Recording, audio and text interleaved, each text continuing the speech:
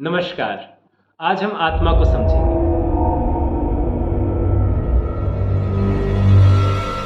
नहीं नहीं, डरिए नहीं। आत्मा वो नहीं है जो आप समझ रहे हैं। तो क्या है आत्मा? चलिए जानते हैं। आज से करीब 10,000 साल पहले सरस्वती नदी के किनारे बैठे ऋषियों ने अपने आप से एक प्रश्न पूछा कि ये संसार क्या है। वही जो आजकल विज्ञान पूछता है।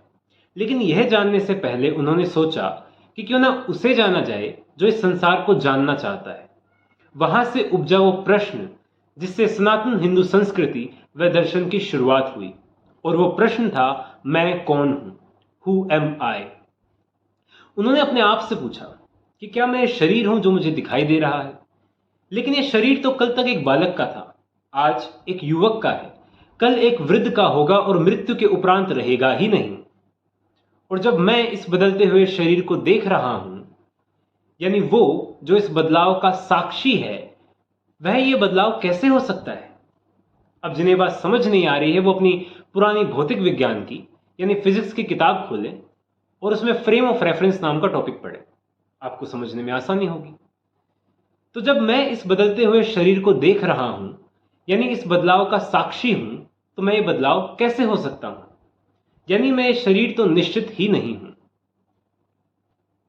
तो क्या मैं मेरा नाम, मेरी उम्र, मेरा लिंग या मेरी जाति हूं?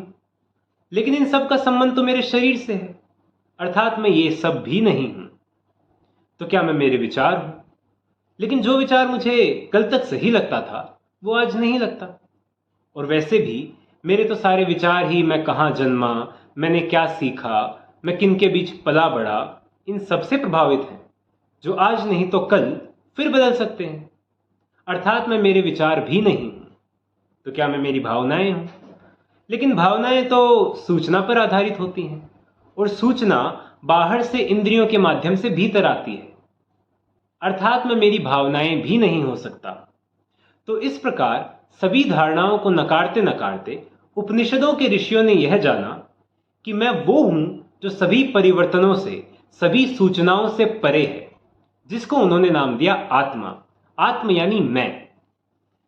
जीव का जो एकमात्र सत्य है वही आत्मा है।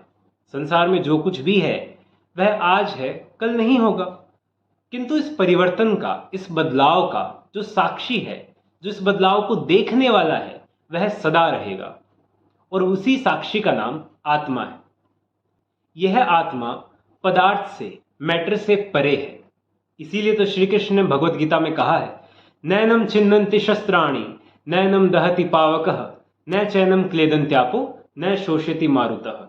जिसे शस्त्र नहीं काट सकता, अग्नि नहीं जला सकती, वायु नहीं सुखा सकती और जल नहीं गला सकता, वही आत्मा है। और ऐसा क्या है जो पदार्थ नहीं है, जो मैटर नहीं है, जिसे छुआ, देखा, यहां तक कि जिसकी कल्पना तक नहीं की जा सकती, वही आत्मा है। आत्मा को जानना यानी स्वयं को जानना इसलिए महत्वपूर्ण हुआ ताकि हम जो कुछ भी अपने आप को माने बैठे हैं, हम उन सब धारणाओं से मुक्त हो सकें। शरीर, विचार, भावनाएं, धारणाएं, ये सब बाहर के हैं, और इन सब को अपना मानकर इन सब से जुड़ जाना ही दुख का एकमात्र कारण है। और आत्मा को जान लेना इसी दुख से मुक्ति दिलाता है। अच्छा बताइए, जब आप ध्यान करते हैं तो क्या होता है? जैसे ही आप ध्यान में डूबते हैं, कुछ समय के लिए आपके सारे विचार शून्य हो जाते हैं और एक खुला आकाश बचता है, एक खाली जगह बचती है। उसी खुले आकाश में आनंद की ज्योति जलती है, और वही खुला आकाश आत्मा है, जो कि इस ब्रह्मांड के समस्त जीवों को एक दूसरे से जोड़ता है।